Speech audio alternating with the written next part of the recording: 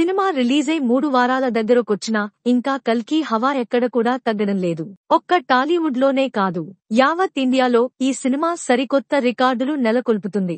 ఇప్పటికే 1,000 కోట్ల రూపాయలు క్లబ్లోకి ఎంట్రీ ఇచ్చిన కల్కి ఫైనల్ రన్లో 1,200 కోట్ల రూపాయలు కలెక్ట్ చేసేలా కనిపిస్తుంది. మరోవైపు కొత్త సినిమాలు ఎన్ని రిలీజవుతున్నా కల్కిని బీట్ చేయలేకపోతున్నాయి. కల్కి ప్రవాహం ప్రతి చోట కొనసాగుతుంది.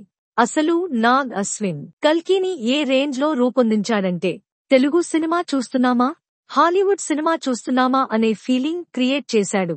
ఇక ఈ సినిమా కథ, స్క్రీన్ ప్లే, యాక్టర్ పర్ఫార్మెన్స్ల గురించి మాత్రమే కాదు, కల్కి విఎఫ్ఎక్స్ గురించి యావత్ ఇండియానే మాట్లాడుకుంటుంది.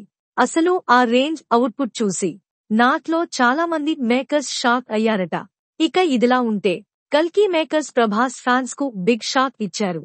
అదేంటంటే, కల్కిని ముందుగా ఆగస్టు 15న ఓటీటీలోకి తీసుకురావాలని అనుకున్నారు. కానీ కల్కి ప్రవాహం ఇంకా కొనసాగుతుండటంతో ఆగస్టు చివరన లేదంటే సెప్టెంబర్ తొలివారంలో స్ట్రీమింగ్ చేసేలా మేకర్స్ ప్లాన్ చేస్తున్నారట. అంతేకాకుండా కల్కి 2 ఓటీటీ ప్లాట్ఫామ్లలో స్ట్రీమింగ్ కాబోతుంది. తెలుగుతో పాటు తమిళ, కన్నడ, మలయాళ వెర్షన్లు అమెజాన్ ప్రైమ్లో అందుబాటులోకి రానుంది.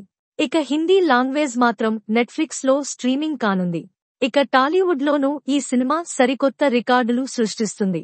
ఇప్పటికే 490 కోట్ల రూపాయలు వరకు షేర్ను కలెక్ట్ చేసింది. ఈ రోజు కలెక్షన్లతో 500 కోట్ల రూపాయలు షేర్ వచ్చేస్తుంది. అశ్వినీ దత్కు ఈ సినిమాతో కళ్లు చెదిరే లాభాలు వచ్చాయి. ఇక బాక్సాఫీస్ దగ్గర కల్కి జోరు మామూలుగా లేదు. తొలి రోజు నుంచి భారీ వసూళ్లు సాధిస్తూ బాక్సాఫీస్ను చెడుగుడు ఆడేసుకుంటుంది. వీకెండ్లోనే కాదు, వీక్ డేస్లోనూ మామూలుగా టిక్కెట్లు తెగడం లేదు. ప్రతి చోట వసూళ్ల వర్షం కురిపిస్తుంది.